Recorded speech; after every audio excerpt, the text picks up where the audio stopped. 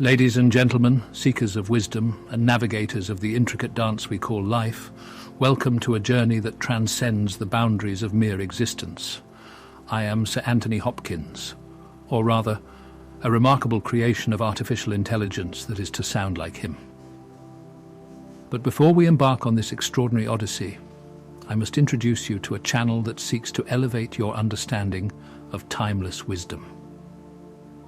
This reading, crafted by the visionary mind of Niall Alexander, is brought to you by YOUINVERSED, a sanctuary of enlightenment where profound teachings meet modern insight. Niall has ingeniously blended the wisdom we are about to explore with a touch of modern innovation, creating a space for those in pursuit of self-discovery, empowerment, and the artistry of living a fulfilled life. As we delve into the delicate weave of Florence Scovel Shinn's words, let the essence of YOUINVERSED accompany you. If you crave wisdom that transcends time, consider this your sanctuary, your refuge of enlightenment. Now, as the curtains rise on this extraordinary performance, I encourage you to subscribe to YOUINVERSED. Hit that subscribe button, join our community curated by Niall Alexander, and ensure you never miss a moment of enlightenment. The journey is about to begin, and your presence makes it all the more meaningful as we delve into the first chapter of The Game of Life and How to Play It, and unlock the secrets that await your discovery. Subscribe, stay tuned, and let the journey unfold on YOUINVERSED. Chapter 1. The Game.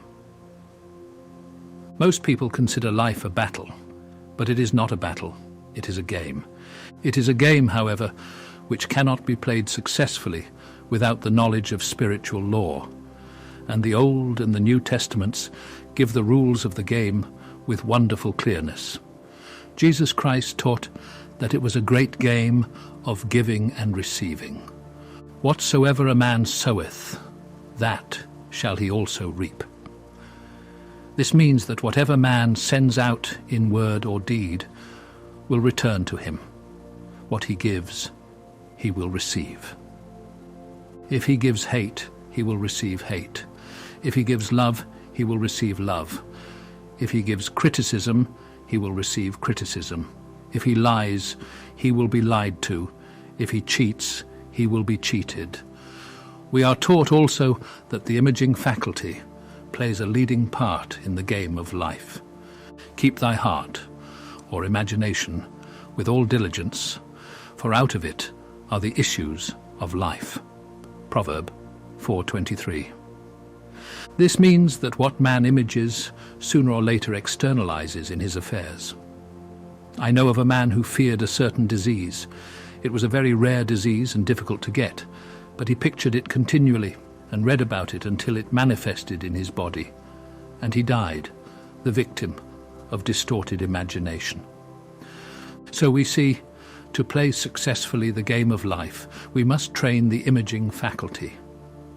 A person with an imaging faculty, trained to image only good, brings into his life every righteous desire of his heart: health, wealth, love, friends, perfect self-expression, his highest ideals. The imagination has been called the scissors of the mind, and it is ever cutting, day by day, the pictures man sees there, and sooner or later he meets his own creations in his outer world. To train the imagination successfully, man must understand the workings of his mind. The Greeks said, "Know thyself." There are three departments of the mind: the subconscious, conscious, and superconscious. The subconscious is simply power without direction. It is like steam or electricity, and it does what it is directed to do. It has no power of induction. Whatever man feels deeply or images clearly is impressed upon the subconscious mind and carried out in minutest detail. For example, a woman I know, when a child, always made believe she was a widow. She dressed up in black clothes and wore a long black veil, and people thought she was very clever and amusing. She grew up and married a man with whom she was deeply in love. In a short time he died, and she wore black and a sweeping veil for many years. The picture of herself as a widow was impressed upon the subconscious mind, and in due time worked itself out, regardless of the havoc created. The conscious mind has been called mortal or carnal mind. It is the human mind, and sees life as it appears to be. It sees death, disaster, sickness, poverty, and limitation of every kind, and it impresses the subconscious. The superconscious mind is the God mind within each man, and is the realm of perfect ideas. In it is the perfect pattern spoken of by Plato, the divine design. For there is a divine design for each person. There is a place that you are to fill and no one else can fill. Something you are to do which no one else can do. There is a perfect picture of this in the superconscious mind. It usually flashes across the conscious as an unattainable ideal, something too good to be true. In reality, it is man's true destiny or destination flashed to him from the infinite intelligence which is within himself. Many people, however, are in ignorance of their true destinies and are striving for things and situations which do not belong to them and would only bring failure and dissatisfaction if attained. For example, a woman came to me and asked me to speak the word, that she would marry a certain man with whom she was very much in love. She called him A.B. I replied that this would be a violation of spiritual law, but that I would speak the word for the right man, the divine selection, the man who belonged to her by divine right. I added, if A.B. is the right man, you can't lose him, and if he isn't, you will receive his equivalent. She saw A.B. frequently, but no headway was made in their friendship. One evening, she called and said, "Do you know, for the last week, A.B. hasn't seemed so wonderful to me." I replied, "Maybe he is not the divine selection. Another man may be the right one." Soon after that, she met another man who fell in love with her at once and who said she was his ideal. In fact, he said all the things that she had always wished A.B. would say to her.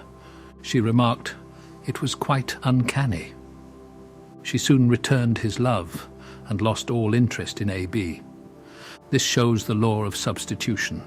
A right idea was substituted for a wrong one, therefore there was no loss or sacrifice involved. Jesus Christ said, "Seek ye first the kingdom of God and his righteousness, and all these things shall be added unto you." And he said, the kingdom was within man. The kingdom is the realm of right ideas, or the divine pattern. Jesus Christ taught that man's words played a leading part in the game of life. By your words ye are justified, and by your words ye are condemned. Many people have brought disaster into their lives through idle words. For example, a woman once asked me why her life was now one of poverty, of limitation. Formerly she had a home, was surrounded by beautiful things, and had plenty of money. We found she had often tired of the management of her home, and had said repeatedly, "I'm sick and tired of things, I wish I lived in a trunk." And she added, "Today I am living in that trunk." She had spoken herself into a trunk. The subconscious mind has no sense of humor, and people often joke themselves into unhappy experiences. For example, a woman who had a great deal of money joked continually about getting ready for the poorhouse. In a few years, she was almost destitute, having impressed the subconscious mind with a picture of lack and limitation. Fortunately, the law works both ways, and a situation of lack may be changed to one of plenty.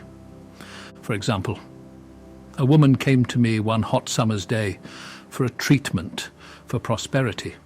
She was worn out, dejected, and discouraged. She said she possessed just $8 in the world. I said, "Good, we'll bless the $8 and multiply them as Jesus Christ multiplied the loaves and the fishes, for he taught that every man had the power to bless and to multiply, to heal and to prosper." She said, "What shall I do next?" I replied, "Follow intuition. Have you a hunch to do anything or to go anywhere?" Intuition means intuition, or to be taught from within. It is man's unerring guide, and I will deal more fully with its laws in a following chapter. The woman replied, "I don't know. I seem to have a hunch to go home. I've just enough money for car fare." Her home was in a distant city and was one of lack and limitation, and the reasoning mind or intellect would have said, "Stay in New York and get work and make some money." I replied, "Then go home. Never violate a hunch." I spoke the following words for her. "Infinite Spirit, open the way for great abundance, for she is an irresistible magnet for all that belongs to her by divine right." I told her to repeat it continually also. She left for home immediately. In calling on a woman one day, she linked up with an old friend of her family. Through this friend, she received thousands of dollars in a most miraculous way. She has said to me often, "Tell people about the woman who came to you with $8 and a hunch." There is always plenty on man's pathway, but it can only be brought into manifestation through desire, faith, or the spoken word. Jesus Christ brought out clearly that man must make the first move. "Ask, and it shall be given you. Seek, and ye shall find. Knock, and it shall be opened unto you." Matt 7:7. In the Scriptures we read, "Concerning the works of my hands command ye me. Infinite intelligence, God, is ever ready to carry out man's smallest or greatest demands. Every desire, uttered or unexpressed, is a demand. We are often startled by having a wish suddenly fulfilled. For example, one Easter, having seen many beautiful rose trees in the florist's windows, I wished I would receive one, and for an instant saw it mentally being carried in the door. Easter came, and with it a beautiful rose tree. I thanked my friend the following day and told her it was just what I had wanted. She replied, "I didn't send you a rose tree, I sent you lilies." The man had mixed the order and sent me a rose tree simply because I had started the law in action, and I had to have a rose tree. Nothing stands between man and his highest ideals and every desire of his heart but doubt and fear. When man can wish without worrying, every desire will be instantly fulfilled. I will explain more fully in a following chapter the scientific reason for this and how fear must be erased from the consciousness. It is man's only enemy. Fear of lack, fear of failure, fear of sickness, fear of loss, and a feeling of insecurity on some plane. Jesus Christ said, "Why are ye fearful, O ye of little faith?" Matt 8:26. So we can see we must substitute faith for fear is only inverted faith. It is faith in evil instead of good. The object of the game of life is to see clearly one's good and to obliterate all mental pictures of evil. This must be done by impressing the subconscious mind with a realization of good. A very brilliant man who has attained great success told me he had suddenly erased all fear from his consciousness by reading a sign which hung in a room. He saw printed in large letters this statement, "Why worry? It will probably never happen." These words were stamped indelibly upon his subconscious mind, and he has now a firm conviction that only good can come into his life, Therefore only good can manifest. In the following chapter I will deal with the different methods of impressing the subconscious mind.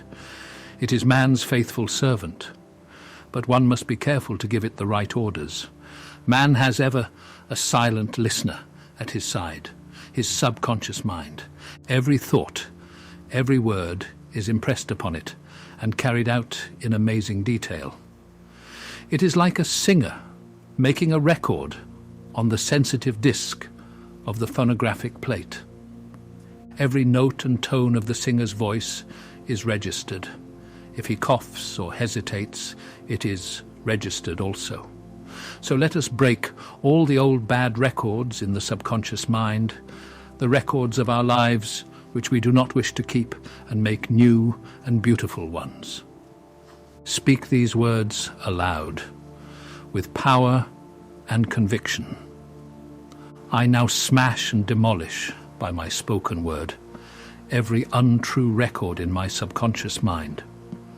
They shall return to the dust heap of their native nothingness, for they came from my own vain imaginings. I now make my perfect records through the Christ within, the records of health, wealth, love, and perfect self-expression. This is the square of life, the game completed. In the following chapters, I will show how man can change his conditions by changing his words. Any man who does not know the power of the word is behind the times. Death and life are in the power of the tongue. Proverb 18:21. As we draw the curtains on this enlightening journey through the first chapter of The Game of Life and How to Play It, I, or rather a remarkable AI voice simulation in the style of Sir Anthony Hopkins, have been your guide through the intricate tapestry woven by Florence Scovel Shinn. The journey we've begun is but a glimpse into the profound truths awaiting your discovery. As we part ways for now, anticipate the next chapter with bated breath, for there's more to unravel, more to learn, and more to experience. Consider this merely a pause in our exploration. If the wisdom unveiled here has stirred a hunger for more, then you're in for a treat. Subscribe to YOUINVERSED, where the pursuit of self-discovery and empowerment is an ongoing symphony. Hit that subscribe button, share your thoughts in the comments below, and let your presence be felt in this sanctuary of enlightenment. But before you bid adieu, I must acknowledge the creative genius behind the scenes. This remarkable AI voice, with a likeness to Sir Anthony Hopkins, that accompanies you, is a testament to the ingenuity of Niall Alexander, the mastermind behind YOUINVERSED. Niall's dedication to recreating these voices and curating a space for timeless wisdom deserves applause. And until our next encounter, I bid you farewell. Subscribe, stay tuned, and let the next chapter of wisdom unfold in the eloquent embrace of YOUINVERSED. Take care, my fellow voyagers.